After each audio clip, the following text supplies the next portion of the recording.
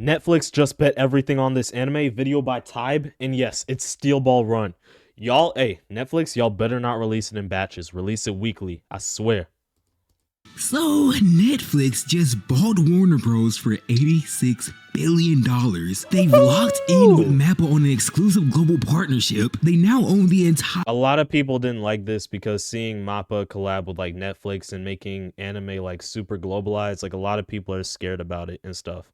Some anime fans say anime is becoming too mainstream. Entire Studio Ghibli catalog. Over half of their 300 million subscribers watch anime. They spend over $1 billion on anime content alone, and analysts are estimating that anime alone is driving over $2 billion in economic value. Nice. For Netflix. that was a lot, but they're not dabbling in anime anymore. Netflix is trying to become the anime industry, and the single biggest play they're making, the crown jewel of their entire 2026 slate, the one anime where if they get it right, it changes everything, and if they get it wrong, it sets them back years. Is this Steel Ball? Just don't release it in batches. Run.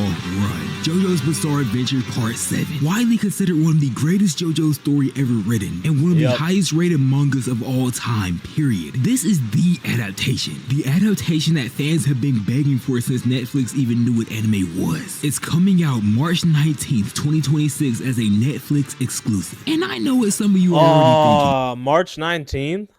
Oh, freaking peak, man.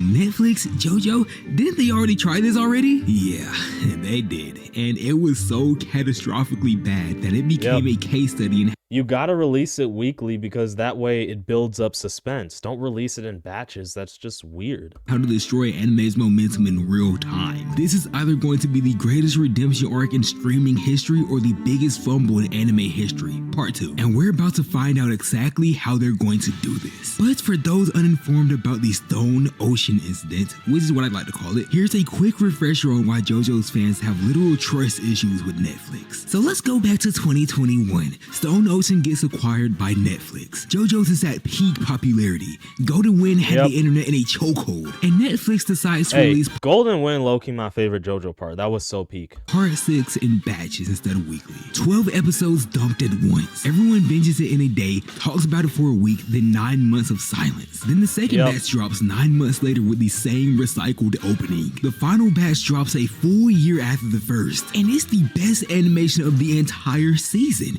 Beautiful conclusion, and almost nobody was watching it because no one knew it was even out. Yeah, literally. I didn't know it was out, and also I didn't end up watching it. Releasing it in batches is just stupid for so many reasons. There's no weekly hype. People don't know when it's coming out. People don't want to like binge anime. Like we kind of like the weekly shit. Like Netflix effectively killed JoJo Fridays. They killed the community experience that made JoJo so special. That's why the stakes are so high for Steel Ball Run. Netflix needs to prove that Stone Ocean was the exception, not the rule. And what they've done since is a complete transformation. First, the Mappa deal. This isn't just a streaming deal. They're co-developing projects from the ground up, completely bypassing Japan's production committee system. Mappa gets to keep creative independence, while Netflix provides global distribution and the bag. Mappa just proved that anime films can dominate globally. Netflix saw that they're just doing this for money, man, and said, yeah, we need to lock in with this studio. Then weekly releases. Netflix looked at what happened with Stone Ocean, saw the... Honestly though, anime movies been going crazy. Chainsaw Man's Reze arc was a beautiful movie. Demon Slayer Infinity Castle, Jujutsu Kaisen 0, and we might get Gojo versus Sukuna as a movie. Viewership fall off a cliff between batches and actually admitted they were wrong, so they switched it up. Sakamoto Days went weekly and immediately became the big... Sakamoto Days Season 2 was so peak, bro. In Season 1, I was bored of Sakamoto Days because I thought it was slice of life, but immediately as we hit Season 2, Episode 1, that shit was peak. Shin started having future vision, future sight, and there were so many like peak fights just throughout Season 2. This is a peak shonen anime. Sakamoto Days, I rate it 9 out of 10. His anime premiere in Netflix history. Dandadan weekly, Ranma weekly, all performing. I mean, kind of. We're not going to talk about what happened to Sakamoto Days. So at this point, Netflix has Ghibli, Mappa, David Productions, a proven weekly strategy, and over $1 billion deep in anime. Now they need to prove all of that actually means something. With one adaptation so difficult, nailing it will silence every single doubter permanently, and that is still all right. You see, Johnny Joestar is a piece of and I say that with love. He's a washed up former genius jockey who got shot and paralyzed from the waist down. Now just sitting in a wheelchair feeling sorry for himself. Selfish, bitter. That's actually so sad. Like randomly getting shot and then literally you just can't walk anymore. Nothing left. And he would have stayed that way if it weren't for Gyro Sapelli, an executioner from Naples who throws steel balls that spin with a technique so absurdly overpowered it temporarily gave Johnny the ability to walk again. And in that single moment, feeling his legs move for the first time. Gyro is low-key Jesus with how he's able to make a guy in a wheelchair walk again. Time since his accident, Johnny decides it's really just the power of spin. Spin might be better than Hamon. Like low-key, the power of spin might be better than Hamon. He's following this man to the ends of the earth. Now it gets even crazier. Gyro is about to ride across the entire United States in a 6,000-kilometer horse race from San Diego to New York. This is the Steel Ball Run, $50 million grand prize, and Johnny, a paraplegic who can barely stand, enters. Not for money, not for glory, but because this random outlaw gave him something that he hadn't felt in years. Hope. This is to JoJo's what the Chimera Ant arc is to Hunter x Hunter. What Marineford is to One Yup, straight up. 100%. Piece. Araki's magnum opus. And it is perfect for Netflix. Steel Ball Run is a complete soft reboot. New universe, 18,000s America. Okay, while I agree with the comparisons, I still don't think that like Steel Ball Run is like #1 hands down JoJo's best part. And even for One Piece, Marineford is debatable. Some people prefer Enies Lobby. Now, I personally would say it is Marineford, but a lot of people do prefer Enies Lobby. And zero connection to the previous parts. You could have never seen JoJo's and jumped straight in. Netflix's marketing team is probably crying tears of joy because they don't have to explain what the hell Harmon is. But accessibility is just the entry point. The writing is what really makes it special. Araki moved this to a monthly shonen, which also gave him more freedom, and you can feel it. Cinematic panel compositions, paintlier expressions, vast American landscapes. Johnny's driven by desperation, not heroism, and watching him evolve through his bond with Gyro is one of the most compelling arcs in manga. This man Gyro tells the absolute worst jokes you ever heard, but underneath is a man racing to save a child that's been sentenced to death. Oh, and did I mention the villain is the president of the United States? With one oh yeah, I kind of forgot about that. Funny Valentine. The most broken abilities in JoJo's history. Nukes. No, I'm playing. Netflix dream on paper, but also a borderline nightmare to adapt. Because you need to animate a horse race across the entire United States. Previous JoJo parts used contained environments like cities and prisons. This is the American frontier. But I kind of skimmed over it. The horses. Oh god, the horses. Characters are on. Oh yeah, there was a lot of like drama over like, you know, if Steel Ball Run would ever get animated because, you know, animating the horses would be extremely difficult and whatnot.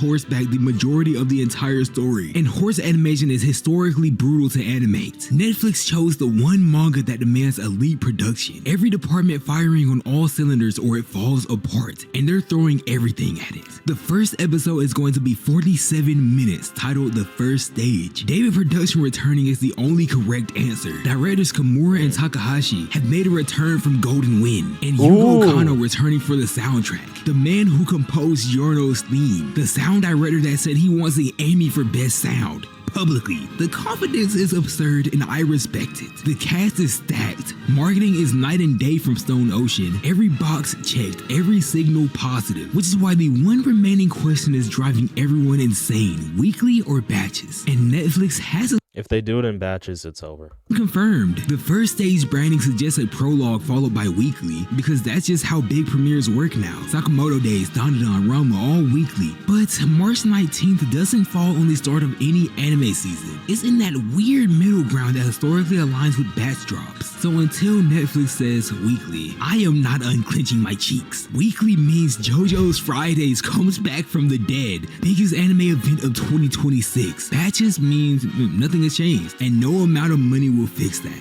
If they release it in batches, I'm probably not even gonna. I don't even know if I will end up watching it. Like, I'm gonna be so for real, because I won't know when it's coming out, and it's just cooked. If they release it in batches, like, there aren't gonna be as many people watching it. That's literally just how it is.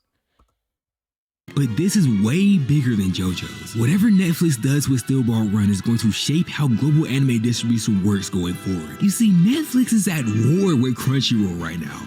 Netflix is not gonna beat Crunchyroll. Crunchyroll is the default for most seasonal anime watchers. But Netflix doesn't need to be Crunchyroll. They need to be where you go when the biggest anime drops. If Netflix proves that a Western platform can fund, market, and distribute an elite adaptation on par Ooh, okay, I see what he's saying. with traditional Japanese broadcasting, that changes the conversation for every IP holder in the industry. The way anime reaches people globally could shift based on this It's sad though, because Netflix doesn't even care about anime. They just want the money. one show. If this lands, Netflix doesn't just earn trust, they reshape the model. And if they fumble it, that tells every studio in Japan that Netflix's money will never be enough. That you can't buy your way into this medium. You have to earn it. Steel Ball Run is where Netflix earns it or doesn't. That's why they're betting everything. Because just like Johnny, Netflix is a company most anime fans have written off. That fumbles its biggest opportunities. And now they're entering a race trying to prove they change. Steel Ball Run has the potential to make Netflix one of the like best anime sites, or just make Netflix great again. Not even to use, like a quote unquote political phrase, but like Netflix could have like a rebirth essentially due to Steel Ball Run. I truly hope they release it weekly and not in batches.